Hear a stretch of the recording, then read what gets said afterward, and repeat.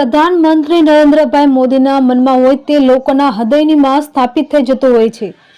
ત્યારે અયોધ્યામાં ભગવાન શ્રી રામની 22 તારીખે પ્રાણ પ્રતિષ્ઠાને લઈને દેશ વિદેશ રામમય વાતાવરણ સર્જાયું છે ને રામ મંદિર પર અનેક ગીતો લોન્ચ થઈ રહ્યા છે। ત્યારે આજે રામ કે સાથ સાથ સિયા કે સંગ સંગ ઓ મોદી ચલ નું અસ્મરણીય સોંગ હૃદયના તાર જણાવી નાખે તેવું માત્ર 15 વર્ષના બાળકે તૈયાર કરીને સંત ભક્તિ બાપુ અને ભાજપના નેતા અને ધારાસભ્ય મહેશભાઈ કસવાળાના અટલ ધારા કાર્યાલય ખાતે લોન્ચ કરવામાં આવ્યું હતું।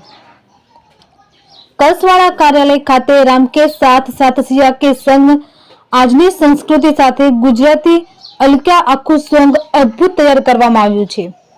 આ સોંગ ઝીંઝુડાના સંત રાધિકા દાસ બાપુએ તૈયાર કર્યું છે, જ્યારે સમગ્ર કમ્પોઝિશન 17 વર્ષના બાળ કલાકાર કલરવ બગડાએ તૈયાર કર્યું હોય। ત્યારે કલરવ બગડા પ્રધાનમંત્રી નરેન્દ્રભાઈ મોદીના વિચારોને પ્રેરાઈને અસ્મરણીય સોંગ તૈયાર કર્યું હોવાનું જણાવ્યું હતું।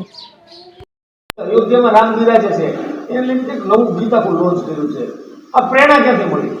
આ પ્રેરણા મને આપણા યશસ્વી વડાપ્રધાન નરેન્દ્ર મોદીજી આગળથી મળી છે અને 500 વર્ષ પછી દરેક ભારતીય હિન્દુસ્તાનીનું એક સપનું સાકાર થઈ રહેવા જયું છે 22 તારીખે। એટલે વડાપ્રધાન નરેન્દ્ર મોદીજીએ કહ્યું હતું કે તમે જે કલાકારો છે એ લોકો રામ મંદિર વિશે કોઈ ગીત કમ્પોઝ કરે અને એને સોશિયલ મીડિયા ઉપર અપલોડ કરે, જેનાથી રામ મંદિરમાં વધારે જે શાન વધી જાય।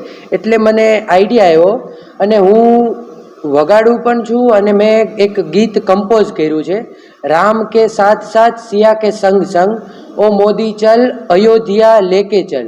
એટલે મને પ્રેરણા આપણા નરેન્દ્ર મોદીજી આગળથી મળી છે અને જે બહુ અયોધ્યાનું જે રામ મંદિર સ્થાપિત થવા જઈ રહ્યું છે 22 તારીખે, જે બહુ ખુશીનો દિવસ છે અને દરેક ભારતીયોનું એક સપનું સાકાર થઈ રહ્યા જયું છે।